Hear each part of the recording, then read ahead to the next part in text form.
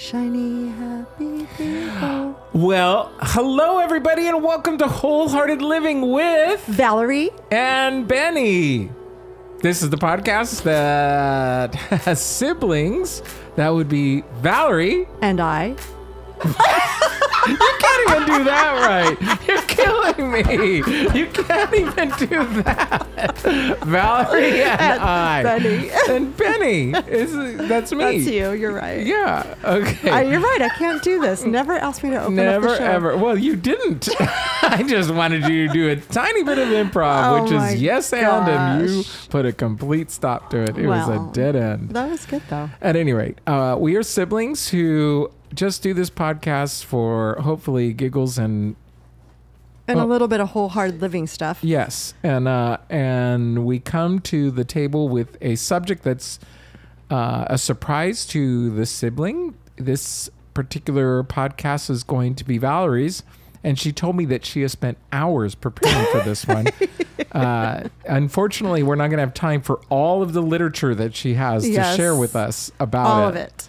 So it's absolutely crazy. So, all right, Valerie. You know what? We're What not going to is- get into that, but talk to us No. about your water heater. Oh boy, for real? For real? We'll talk about whatever you want. I don't I care. don't want to talk about the water heater. You know what, you guys? We have a water heater that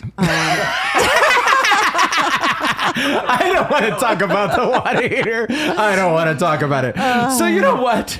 Okay, no, I'm just going to say it real quick because you brought it up. We have a water Hey, heater. Peter, do you think it's going to be real quick? We have a water heater that's been leaking and it's under warranty and it's been a pain in the arse to get it dealt with. Do you know where the arse comes from?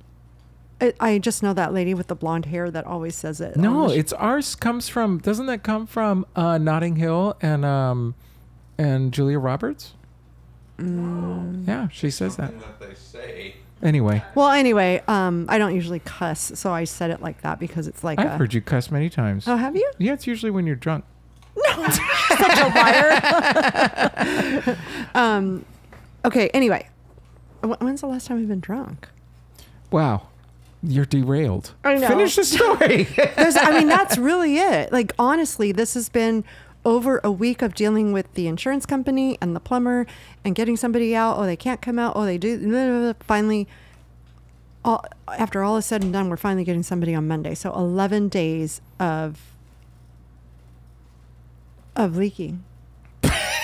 It really was good. Like you're gonna have this like major climax, It's and like it's not just dripping. It's I thought I pouring out. accidentally But forgot it really to turn doesn't the affect you, hose right? off. It doesn't really affect Well, you guys. I thought in it that. might affect the floor. I mean, Yeah. the ground. But evidently, somebody looked at it the other day and said that it's not because it's not dirt under there. It's. Did you guys do anything to cement. try and like steer it out so that it's not? He was going to put a pan under there and then try to use this. You connect it to a hose because there's a specific hole for it, right? Yeah, I think, or something like that. But it didn't fit because you have to actually lift the water heater out and put it under and what Right, have you. right. So, anyway, it's been this long. What's another couple days? So. Yeah. Anyway, that's it. But you know what? It's summertime, and I'm maybe by the time this podcast airs, I'll be back to work. I'm trying to think. Yeah, that's right.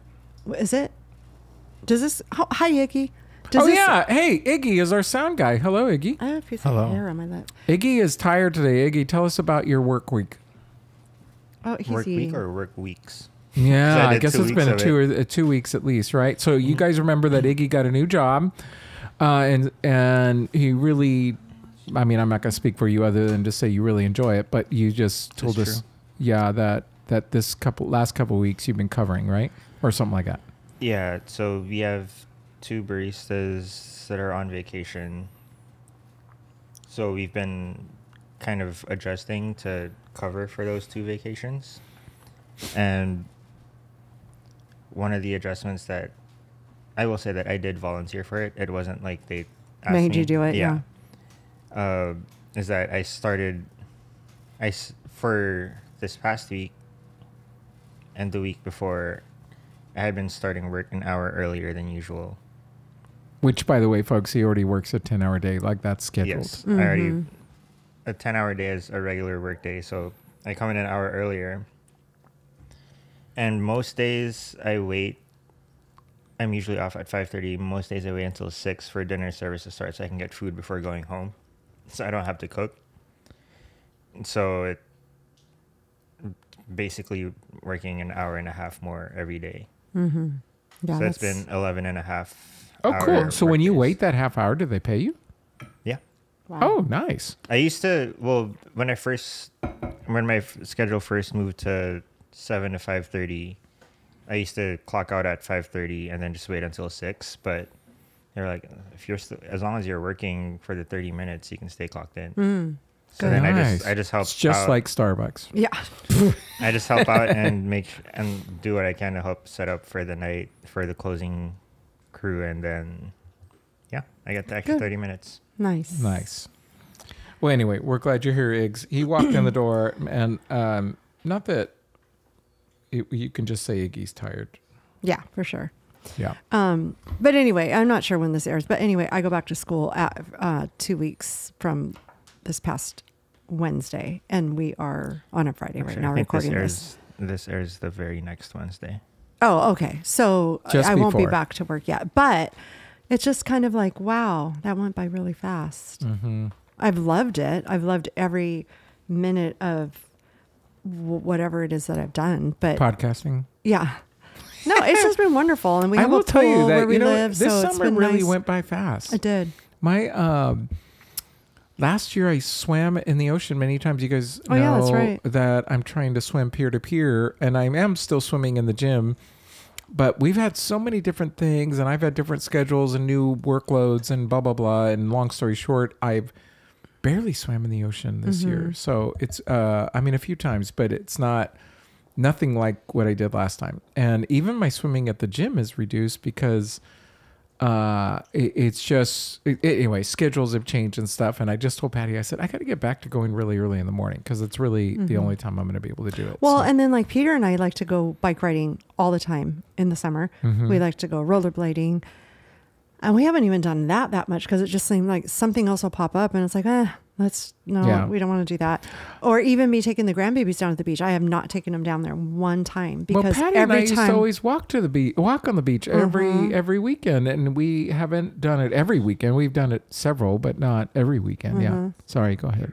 No, I'm just saying it just went by fast and there was just like a lot of things. And that then we popped had up. to cancel. Do we want to talk about this now? We had to cancel we usually do at least 2 concerts in the park, and we haven't even done one yet, and we were scheduled to do one last Sunday. And so do we want to talk about that right now, or do we want to wait for a podcast? That's what I'm going to talk about. So you can just segue right in. We might as well. Okay. Well, so I'll tell the story, and then you could Oh, my talk about your God. thing. So He tells the longest stories. He goes on so many tangents. Have you ever noticed that? you were the one that just talked about a squirrel. Squirrel? Well, not really, but it was. You changed the subject because I started asking about something, and then you asked about something, and then that led to another thing. That was a good story. So here's the thing. It is Our my mom topic. fell down on Monday, and she landed on her face. For some reason, she didn't think that was that big of a deal, and just lived her daily life without thinking about it. But then the next morning, woke up very She didn't wake up feeling any. What I mean is, she didn't. It wasn't like she woke up at her normal hour. She was awakened at 4 a.m. because she was dizzy throwing up. and throwing up. Well, And when she stood up to go to the bathroom, she fell back down on the bed because then she realized she was dizzy. yeah, So instead of calling 911 or saying immediately at 4 a.m. or whatever it was. or saying, Ray, take me to the emergency, Which, by the way, Ray is our dad. She wasn't just screaming Yeah. a name. they decided to wait until I don't know what time we got the call at 9 or something that 8 or 9. you guys were going. And then, so all that yeah. to say, like after she fell on the sidewalk. After she fell, she went home, put a little bit of ice on her face, and then drove herself to church because she wanted to go to the Bible study. Yeah. And then there was a nurse there that was like, you shouldn't be here. You should get that checked out. They even gave her more ice at the church. And the nurse followed her home. The nurse was that concerned. Oh, I didn't know that. Yes. She followed her home and made sure mom got home. And then So why didn't the nurse say go to the hospital she right now? did. She did. And mom said, I'm fine. I'm fine. She was wrong. Yes. And so she yeah. told mom basically exactly what happened. If you start feeling nauseous or you are dizzy, you need to get yourself to the emergency room. Well, there's no time for mom to even think that part of it because she ended up going to sleep, which she shouldn't have. But she ended up going to sleep and then waking up, throwing up, and I didn't know dizzy. she was throwing up. I thought she was No, she was throwing up. She was throwing nauseous, up. but I didn't know she actually threw up. She was throwing up. Yeah. Wow. So that's news. Yeah. See? So, okay, and if that wasn't enough, So wait, so they take her to the hospital, obviously, and the long and the short of it is she is diagnosed with a pretty severe concussion, like not like real mild. It was at 80, what is she? 83? So it's a big deal when you hit your head. It's a big deal for anybody, but 83, and the it's a interesting huge thing, deal. and the interesting thing about it is that the doctor, when he came in because of course they did the CT scan and everything like that, and they came back and said, there's no signs of bleeding in your brain, there's no crack, everything looks good, but yes, you do have the concussion. And he was basically saying like, and the next time you fall, you need to come in. She goes, well, I'll assess the situation. And he goes, no, you need to come in. So wait, what's my daughter's name? Ashley said that she quizzed grandma and she goes, Mija, and she says, Mija, so based on what the doctor just said, so you realize that no matter what happens, it doesn't matter what's going on, it doesn't matter anything, is if you hit your head, you come in to She didn't even say the hospital. She asked, Mom, Mija, what do you do if you fall and hit your head again? And she goes, well, I'll assess the situation. Yes. She goes, I'm going to assess the situation. And we're just looking at her going, no. And the doctor goes, you should have come in that night. And then she goes, well, I felt fine that night. And she goes, but when I woke up at 4 a.m, I was dizzy and throwing up. And he goes, then you should have come in at 4 a.m. Yeah. Like, you don't play around with the head stuff. No. And I was trying to explain to mom at school, in elementary school, if a kid hits their head, they're immediately sent home. Yeah. Immediately. There's no questions. Kids are way more resilient than an 82 or exactly. 3. Yeah. And so I said, they don't mess with it. They just, it's up to the parents if the parents want to take them in or not. But it was so bizarre that she literally was just told, it doesn't matter what you feel like. If you hit your head, you come into the hospital. Right. And she still said, well, I'll assess the situation. And Ashley's like, no, that is not what you do. So this is a funny part. Mom. No, I already said the funny part. No, this is funnier. So mom's laying there in her bed and she had just had the CT scan done. And it's Patty, me, and Dad. And Dad says, I want to pray for Mom. Let's pray for Mom and pray that the CT scan comes back. Nothing was going on with her brain, blah, blah, blah. I'm like, okay. So he starts praying and he's finished with the prayer for Mom. And then I go, and Lord, while you're at it, can you please help clear up her black eye? She's very vain and she doesn't like to I'm sure she doesn't want the black eye there. But then Mom chimes in and says, oh, I guess I didn't say while you're at it. And I said, Lord, please take care of her black eye so that it's not so visible. She's very vain. And then Mom goes, and while you're at it, will you take away my wrinkles? I thought that was so funny. That is funny. Yeah, my mom still has the black eye. I know. It's not as bad. It's not as bad. It kind of turned yellow, and then like in the bottom part, it's like very purple, but yeah. No, at least she can open it eye. because it was closed for a long time. Yeah. But she didn't notice there was anything wrong. Right. Because didn't you say that she didn't even recognize that there was an issue until you showed her a photo? She had no idea it was that bad because I took a picture of her. As soon as I went and met in the emergency room, I'm like, oh my gosh. I go, let me take a picture of that. I took a picture and then she goes, let me see it. And then she saw it. She goes, oh, because she didn't look at herself in the mirror that next morning. And it was worse in the morning. It already started to get a little black the night before. But in the morning, it was obviously swollen. Her eye was closed and it was bad. Yeah. Yeah, she literally looked like somebody had just bopped her. Well, and the nurse even asked, were you abused? No, the nurse had Dad leave, and then she asked Dad, "Do you feel safe?" Asked Mom, "Do you feel safe at home?" Just making and sure. for other reasons, Mom goes, "Nope." But he didn't hit me. But Mom is so cute. Kidding. She's like, "Yeah, what do you mean? Like, safe? Like, I think she thought she meant safety. Like, Yeah, you like, know, like, am I going to trip and fall because there's a small dog and then she or goes, something you know, like do that? you feel, and then I don't know how the nurse worded it. And she's like, oh yeah. And then, you know, we were even talking about it like, you know, oh, that's concerning because every time she falls, like Nicole even said, every time she falls, she gets a black eye. I go, Yeah. there's other, like she was scratched here. She has a big raspberry and bruise on her knee. It's not, But, Yeah. But anyway, yeah. So that was pretty crazy. So anyway, I mean, that's actually what I was going to kind of talk about on the podcast because I did not have many notes. I did not take many notes for this. I was going to talk about our situation with mom and dad this whole week. And you know, because we've only talked about mom so far. Are you going to finish this So story? yeah, so with dad, so this happens on a Monday with my mom. No. I'm so sorry. She fell on a Monday. Tuesday morning is when she went to Right. the hospital. Give another 2 days later, a couple of days later, we get a Sunday. I get the call. so okay, so it was more than 2 days. So yeah, almost a week later, we get a phone call from you saying taking dad to the emergency room. He has chest pains or chest pressure or what have you. I was like, oh my gosh. You know what's bizarre is he called me. I'm going to say 8 a.m. I'm guessing if that's, but he didn't call me ridiculously early. But he called me. I'm going to say 8 a.m. And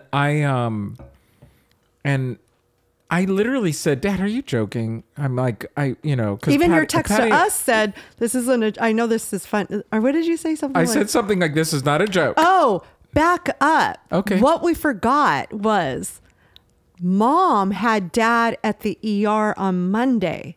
Gosh, we totally forgot. The Monday. How did we forget that? He tells that story 5,000 times. The Monday that mom fell, she fell at 6 p.m. But that whole morning and early afternoon, she was at the hospital with dad for a urinary issue. Yeah, a urinary issue. And so they were running tests with dad, and they were there for hours. Just for you guys don't care, but he's had issues for years, and so this was semi-emergency, but not like critical. No, because he's had issues for years. This is the reason I'm talking about it on the podcast, because he creates something in his mind, and yes, there could be an issue, but the way he goes about it, like I think he manifests what's happening to his body. Like you can claim, like the whole thing with the heart.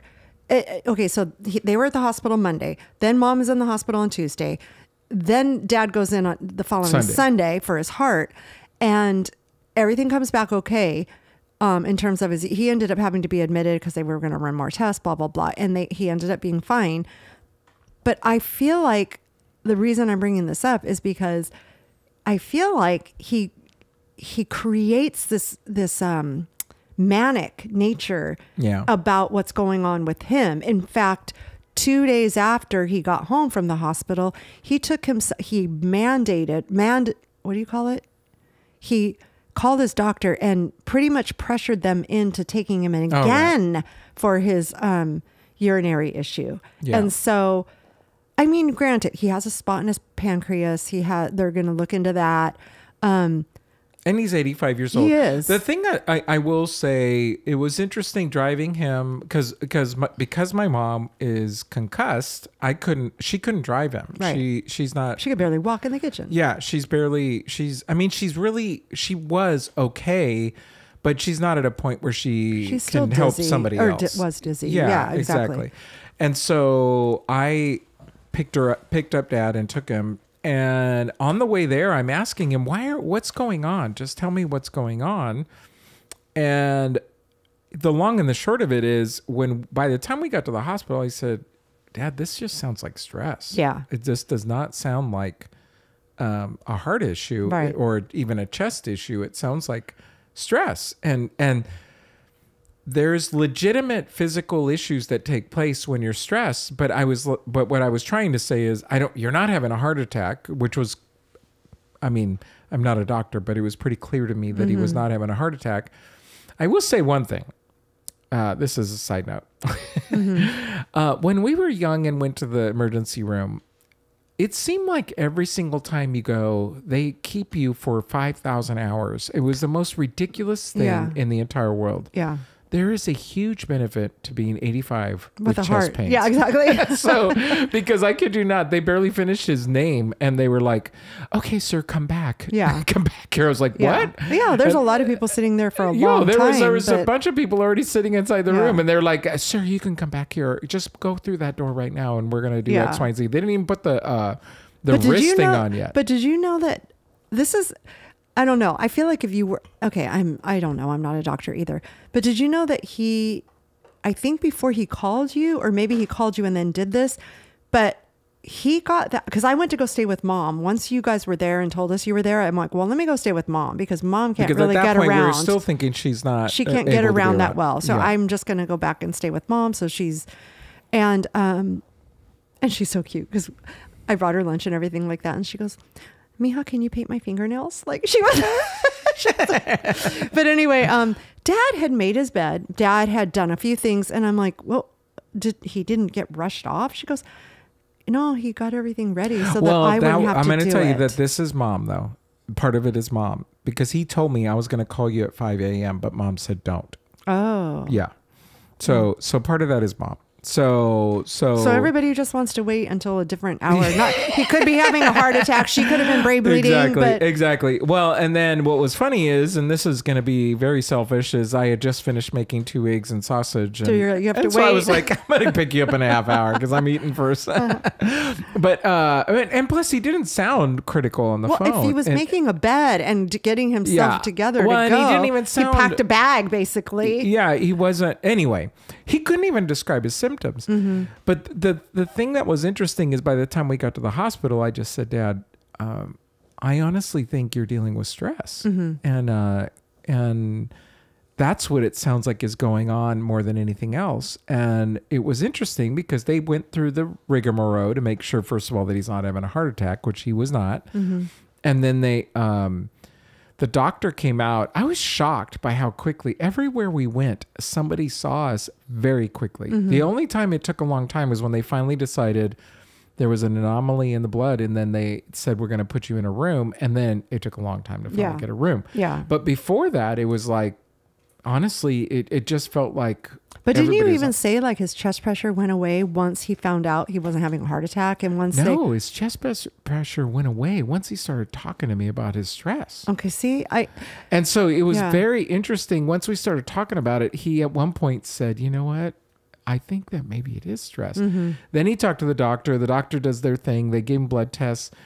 And then it came back and there was an anomaly in the blood test, but they said you don't have any signs of anything real negative. And so, you're 85 years old. You know, and that's why they kept him because of that. They just said, okay, you know what? We're going to do stress tests in the morning and Yeah. do that. Well, no. They kept him because there was this one anomaly in the blood test. And they said that the blood test, because of the anomaly, it indicated that there might be liquid around the Oh, heart. that's right. Fluid. And fluid around the heart. And the what are the heart doctors called? cardiologist. Cardiologist said, He didn't I really looked at see your it. x-rays and he goes, I don't see any. Yeah. He goes, so to the degree that I'm not even going to put you on the medication to Right. get rid of it. Right. I'm not even going to do that because that'll actually dehydrate you. Yeah. And I just don't see a need for it. There's not, it doesn't make any sense, but we're still going to put you through a echo and a, stress test. And that couldn't take place until, the stress test couldn't take place till the next day. And it turned out both of them ended up not taking place till the next day. Right.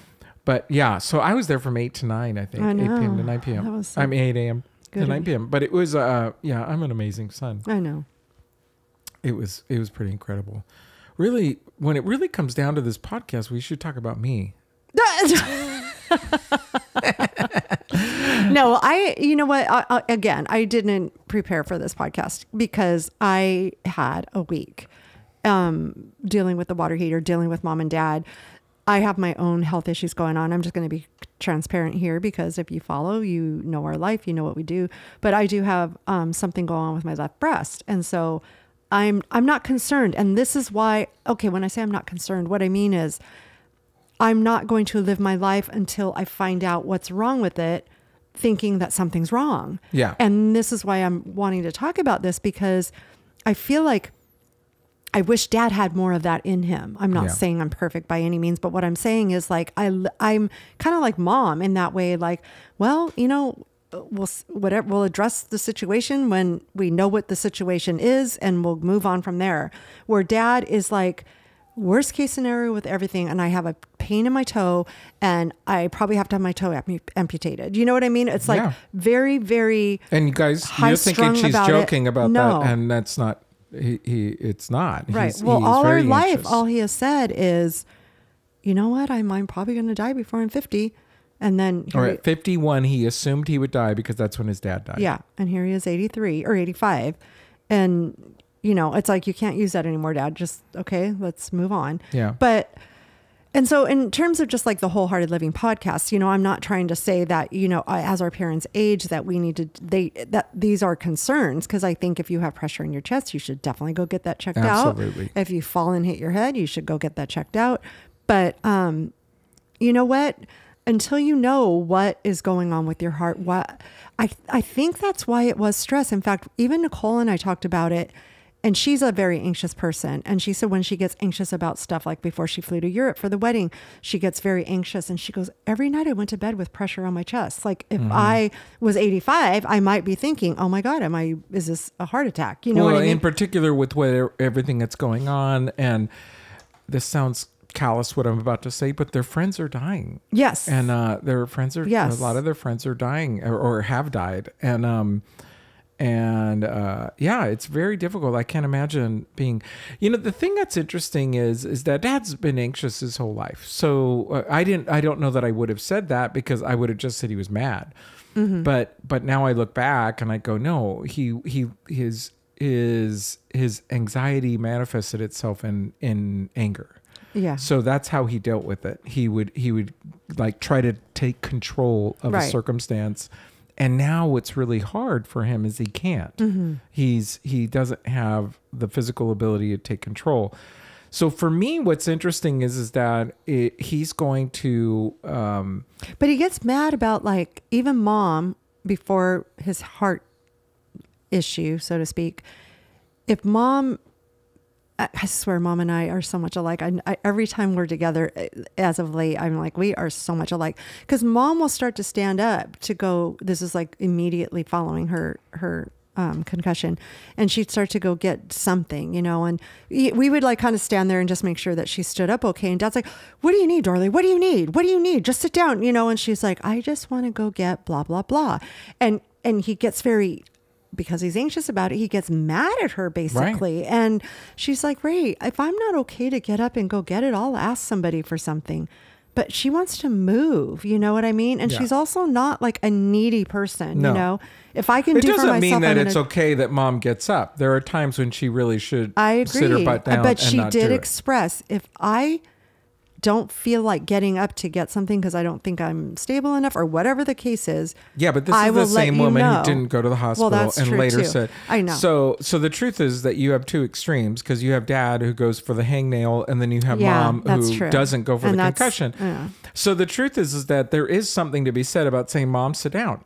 This Yeah. is you just, it doesn't matter if you feel okay to go get it. You ask. Yeah. The problem is that when you cry wolf enough, see, she's at a point now where she can't trust that he's judging correctly. Right. Because he responds that way With all the time. everything. Yeah. Right. And so that makes it difficult. But the real issue for wholehearted living is the fact that there are folks out there and what happens with anxiety is there's a story that you're telling yourself and you've already decided the ending of that story and you can rewrite that story. You don't have to live according to that current story. Totally. Now, the problem is that sometimes that story is rooted in trauma. It's rooted in pain. It's rooted in so many different areas of your life, experience, you know, parents saying things to you your entire life. And so then you end up feeling like, how in the world can I have any other story? And our grandma, of course, had, was super anxious. Totally. You know what's a simple little explanation about what you just said?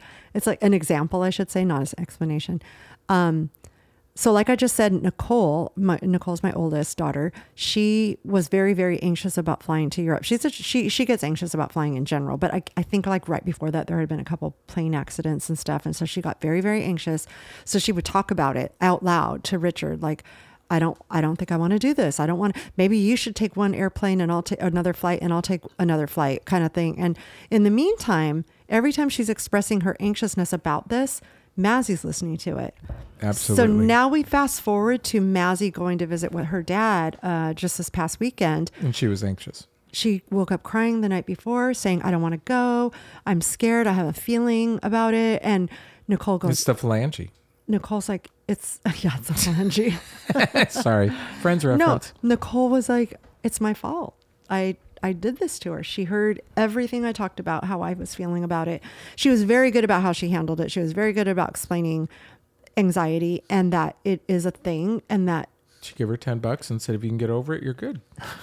I'm kidding. I'm sorry. No, she didn't want her to she didn't want Mazzie to feel like you're ridiculous for feeling like this. She's like, it is a thing. And, Yeah. and I feel bad because you've overheard me talk about it, blah, blah, blah, and gave her some tools on how to work through it. But she goes, you can't let it paralyze you. Would you go to, would you go to see your dad in North Carolina if it weren't for the flying? Or did you just not want to go to North Carolina? No, I want to go. I just don't want to fly.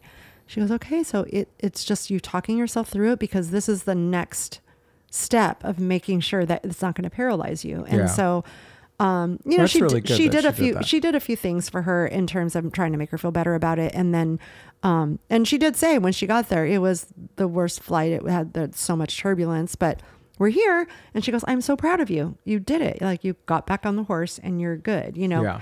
But, so what you said about, you know, things that you hear all your life can create this anxiousness. It's not necessarily already rooted in you. Well, if I remember correctly, Grandma's mother taught her how to smoke at like 11 years old.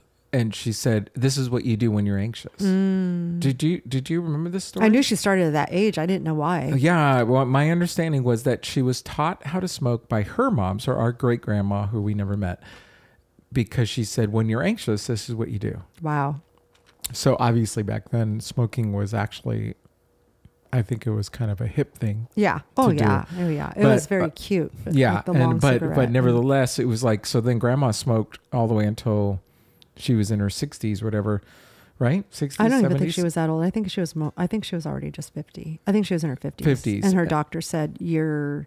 I don't know. She explained something. He explained something about the lung or whatever. You're gonna die if you don't stop smoking. She gave it up cold. She had turkey. one more cigarette, if I She remember just correctly. never picked up one again. And then she no never did it nicotine again. patch, no gum. I you know, and I always freak out Yeah. about that. I'm thinking, oh my gosh, isn't that crazy, the motivation? Yeah.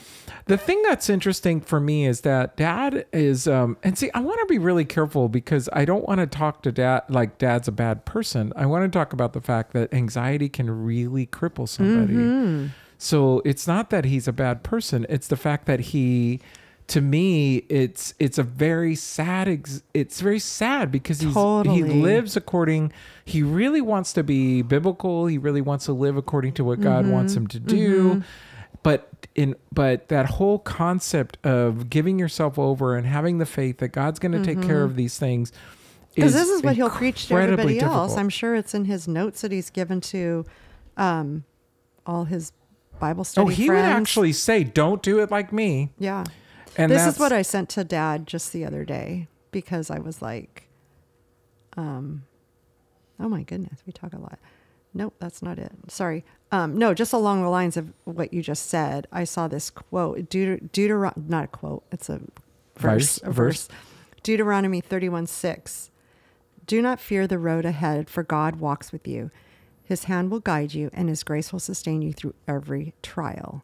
Now, if he practiced what he preached, this should pertain to him through these trials that he's going through right now. You know what I mean? Whoa. Well, there's tons of, probably one of the biggest command over and over again, other than love your neighbor as yourself, other than love others, is do not fear. Mm-hmm. It's literally probably the most quoted thing in the Bible is do not fear. Look at the lilies of the field. Do they toil and spin because they're waiting for water or sun? No. Do they do that? Do the birds of the air, are they freaking out because they can't find their next worm? No. And so the idea is they don't. Right. They just take every day in and go, okay, I got to make it happen. Right. And the idea is that that's what we're supposed to do. So the issue for me isn't the fact that he can't do that. The issue for me is there are people out there that are listening, I bet, who struggle with this very same thing. You're seriously going, yeah, easy. Yeah, just stop doing that. But the truth is that if you can't, you're not able to live wholeheartedly if you're not able to deal with those things. And so my thing is hopefully you can, maybe this podcast can get you over the edge, and that's the next thing. But the next thing is, if you can't do it, is you got to get some help. Well, and the thing is I'm not a person that rushes to meds. I'm not huge at all. In fact, even this whole thing with my breast, I'm like, okay, if it is cancer, I have always said I would never do chemo or radiation. So how do I tackle this without that? Because I don't want to put that in my system. So when I'm saying that only because with someone like Dad, I almost feel like this is where I would say, this is what medication's for. Yeah. This is where this guy can barely live his daily life in a peaceful manner because of his anxiousness. He needs something just to take the edge off. Right. And what's interesting about medication too, at least as far as I'm concerned, is medication is great to get you in a place where you can talk about it. Yeah, exactly. It's not necessarily the fix. It can be for some, to be honest with you, who are really dealing with significant depression and or anxiety. But he doesn't recognize that he even has it. But he doesn't even recognize that he has an issue. Yeah. As far as he's concerned, I'm good. And so the medication can put you in a place of, oh, I can finally talk about it. Or the flip, right? Would you agree with this? That maybe if he sought therapy, which he doesn't want to do for himself, but if he sought therapy and that therapist help him to recognize you are a very anxious person, and maybe you could talk to your doctor about taking the edge off with Absolutely, for sure. So either way, it could be at least so that what ends up happening is, because ultimately what's going on is there's something inside of us that's preventing us from being able to live that wholehearted life. Yeah. That's the big thing. And so what we're trying to do is say by therapy, or excuse me, by the medication is there to get us over that hump so we can finally get to that.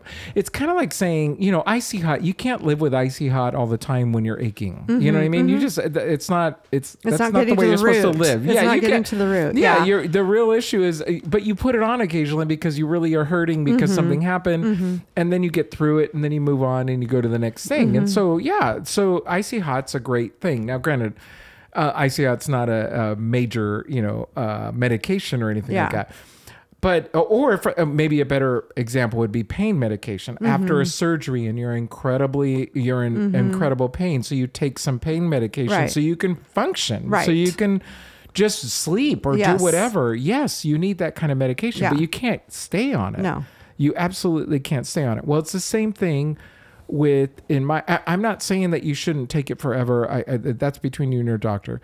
But for sure, some people, it's really, really helpful to take some anti-anxiety or antidepressants to get to talk therapy. Right. If you think taking the pill is going to resolve it, it's not. Right. You really need more than that. Yeah. You really need to deal with some stuff. I just am reading this book called, I can't remember what it's called. I'm so bad at names, but, it's so funny.